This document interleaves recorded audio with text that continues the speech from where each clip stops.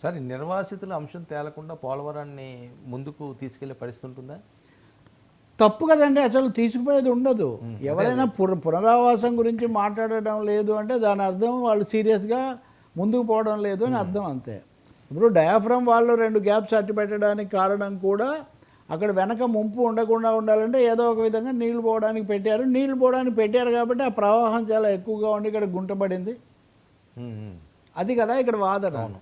ఇప్పుడు దాన్ని కొత్త డయాఫ్రమ్ వాల్ కోసం క్యాబినెట్ తీర్మానం చేసి మొన్న ఇచ్చొచ్చారు నీతి ఆయోగ్లో. కేంద్రం పరిశీలించి ఒప్పుకోవాలి, వెంటనే ప్రారంభించాలని చంద్రబాబు కూడా అడుగుతున్నారు.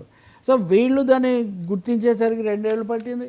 సో పునరావాసం మాట ఏది ఇప్పుడు కొత్త డయాఫ్రమ్ వాళ్ళు కట్టాలని నిర్ణయించామన్నారు, కేంద్రం ఒప్పుకున్నాక జరుగుతుంది 12,000 కోట్లు ఎంతో. కానీ అందులో పునరావాసం మాట లేదు. ముందు మీరు నిధులు డిస్బర్స్ చేయాలి కదా, వాళ్ళని అక్కడి నుంచి మార్చాలి కదా. ఇంకోటి, ఇంత ఆలస్యం అవడంతో అప్పుడు 8 ఏళ్ళు ఉన్న పిల్లలు ఇప్పుడు 18 ఏళ్ళు అయ్యారు. 18 ఏళ్ళు నిండిన వాళ్లకు తప్పకుండా సహాయం చేయాలన్నది ఇప్పుడు అక్కడ ఆ సంఘాలు అవన్నీ అడుగుతున్న కోరిక. వీటి మీద జవాబే లేదండి. మిగతా విషయాల తర్వాత అసలు జవాబు లేదు. వాటిని దాటేసి వాళ్ళ ఆ కంపెనీయా ఈ కంపెనీయా ప్రాజెక్టు సమస్య కాస్త కాంట్రాక్టర్ల సమస్యగా మారింది. ఇక్కడ పోలవరంలో జరిగిన ముఖ్యమైన అంశం. కేంద్రం హాయిగా కూర్చుంది, వాళ్ళ బాధ్యత వాళ్ళు తీసుకోకుండా రాష్ట్రాల మీద తోసేస్తే అయిపోతుందండి. అది ఇక్కడ కీలకమైన అంశం. సార్, మరొక అంశం, ఈ చంద్రగిరి వైసీపీ ఇన్ఛార్జ్. సో ఇప్పటికైనా మన చర్చ తర్వాత అయినా అప్పుల గురించి ఇది మా ఫైనల్ అని ప్రభుత్వం చెప్తే అప్పుడు ప్రతిపక్షాన్ని మనం అడగడానికి అవకాశం ఏర్పడుతుంది. సరే, చెవిరెడ్డి మోహిత్ రెడ్డి అరెస్ట్ అనే అంశం కక్ష సాధింపుగా చూడాలి. ఎందుకంటే 37A37గా మోహిత్ రెడ్డి అంటే 52 రోజుల తర్వాత నిన్న అరెస్ట్ చేయడం, అది ఈ స్టేట్లో కాకుండా ఇన్ని రోజులు ఆయన మా దగ్గరే ఉన్నాడు, తిరుపతిలోనే ఉన్నాడు, ఎందుకు అరెస్ట్ చేయమని చెప్పి చెవిరెడ్డి మాట్లాడే పరిస్థితి. అంటే కక్ష సాధింపుగా ఎక్కడ దుబాయ్ వెళ్ళిపోయాను బలవంతంగా తీసుకొచ్చి ఏదో ఉగ్రవాదం చూసినట్టుగా చూశారు అనేది ఆమె కామెంట్స్. హెచ్చరిక ఇది వైసీపీ నాయకులకి. చేస్తే చాలా బాగుంది, మాలో పోరాట పట్టిమ ఇంకా పెరుగుతుందని కూడా అన్నాడు ఆయన. చేస్తే మంచిది, మీరు మా అబ్బాయి ఎక్కడో చదువుకొని వస్తే మీరు పోరాట పట్టింపు పెంచుతున్నారని పెంచుకుంటే మంచిదే కదా. కానీ సమస్య ఏమంటే ఇంక వాళ్ళు చేస్తే కక్ష సాధింపు, మేము చేస్తే శాసన పాలన, చట్టబద్ధ పాలన, ఇది కుదరదండి. ఇందాక చెప్పినదా ఇక్కడ కూడా వర్తిస్తుంది. ఎప్పుడెప్పుడో జరిగిన వాటికి తెలుగుదేశం నాయకులను వీళ్ళు కూడా అరెస్టులు చేశారు కదా పాత వాటికి. అదే ఫామ్లో వాళ్ళు కూడా ఇప్పుడు అనుసరిస్తున్నారు. అక్కడ ఘటన జరిగింది, ఆ పులివర్తి నాణ్యాయనకు ఈయనకు కొన్ని ఘటనలు జరిగాయి, వాటిలో ఈయన ఉన్నాడు. తర్వాత విడుదల చేశారు, సాయంత్రానికి విడుదల చేశారు. ఆ తర్వాత అన్నీ చెప్పమన్నారు, అది జరుగుతుంది. చట్టం ముందు ఎవరైనా జరగాల్సిందేనండి. చట్టం ముందు సమానం అనేది అది సూక్తి, ఓకే. ప్రభుత్వాల దృష్టి ముందు మటుకు అసమానం. ప్రభుత్వం ఎవరిదైతే వాళ్ళు అదే మళ్ళీ అస్మదీయులు తస్మదీయుల సిద్ధాంతం ఇక్కడ అమలు అవుతుంది. కానీ అరెస్ట్ చేసి వదిలిపెడితే అంత సమస్య ఉంది.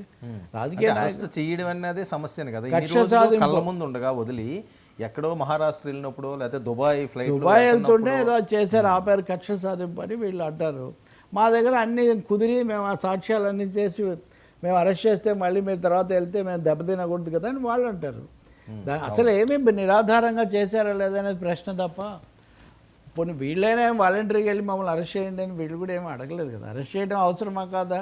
ఇప్పుడు అరెస్ట్ బెయిల్ నిన్న కూడా సుప్రీంకోర్టు ప్రధాన న్యాయమూర్తి చంద్రచూడ్ ఈరోజు పత్రికల్లో కూడా మీరు చూడండి, మన న్యాయ వ్యవస్థలో అరెస్టులు బెయిల్ వాటి మీద కొన్ని దురభిప్రాయాలు బాగా పెరిగిపోయినాయి. ఎవరికైనా బెయిల్ ఇస్తే వెంటనే అదేదో తప్పు అనుకోవడము, లేదా బెయిల్ రద్దు చేయాలని వెంటపడడం, ఇట్లాంటివి చాలా జరుగుతున్నాయి.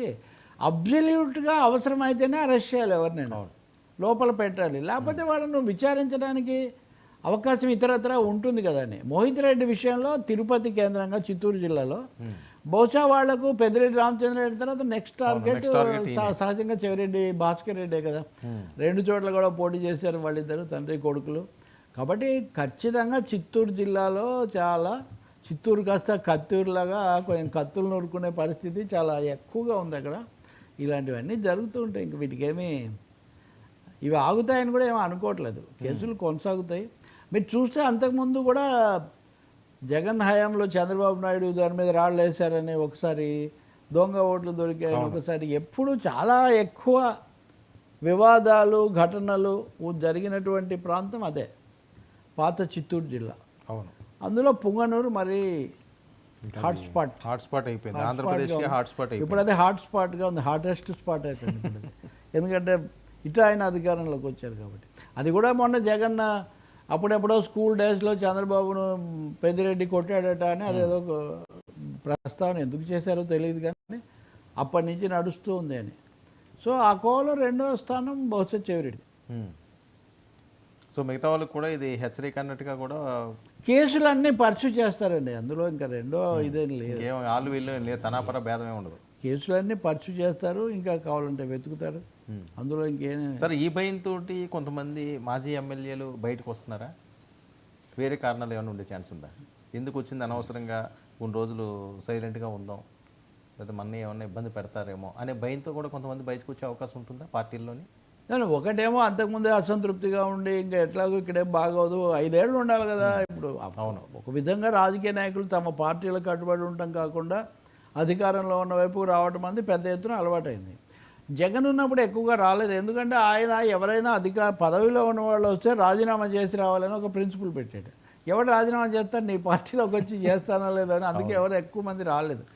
ఒక 4-5 వాళ్ళు వచ్చి అట్లా వాళ్ళందరూ కూడా ఇప్పుడు ఓడిపోయారు. ఇప్పుడు వీళ్ళు వచ్చిన తర్వాత ఒకటేమో గతంలో మా మాట ఏమీ వినలేదు. ఉదాహరణకు ఆయన ఉన్నాడు కిలార్ రోసయ్య మద్దాలగిరి మీడియా పర్సన్ ఎక్కువగా వస్తుండేవాడు, బొమ్మారెడ్డి అల్లుడు. ఆయన నన్ను వద్దంటే తీసిపోయి నా సీట్ నాకు కాకుండా చేసి నన్ను గుంటూరులో పోటీ చేయించి ఓడగొట్టారు. అది ఎప్పుడో ఒకసారి నేను తీర్చుకోవాలి కదా, ఇలాగే లోబడి ఉంటానా అన్న పద్ధతిలో వీళ్ళు కూడా కొంచెం ద్వారం తీసి ఉన్నది అంటున్నారు. కాబట్టి వీళ్ళు జనసేనలోకి రావడం ఇక్కడ మీరు గమనించదగిన విషయం, తెలుగుదేశంలో కాదు ఇక్కడ. అవును. సో వైసీపీ మాజీలు లేదా గతంలో ప్రజాప్రతినిధులు కనుక సీనియర్లు జనసేనలోకి వస్తే జనసేన కొంచెం శక్తి పుంజుకునేటటువంటి అవకాశం, తను కూడా ఇప్పటివరకు మోరర్లెస్ తెలుగుదేశం మద్దతుదారైన పార్టీగానే ఉంది కదా అది. కాబట్టి సొంత బలం పెంచుకోవడానికి ఈ మార్గాన్ని వాళ్ళు అనుసరిస్తారనే ఒక సందేహం కలుగుతుంది. ఈ సందేహం నాకంటే ముందు చంద్రబాబు నాయుడుకి కూడా కలిగింది. అందుకని ఆయన పెట్టాడు ఏమని, ఎవరైనా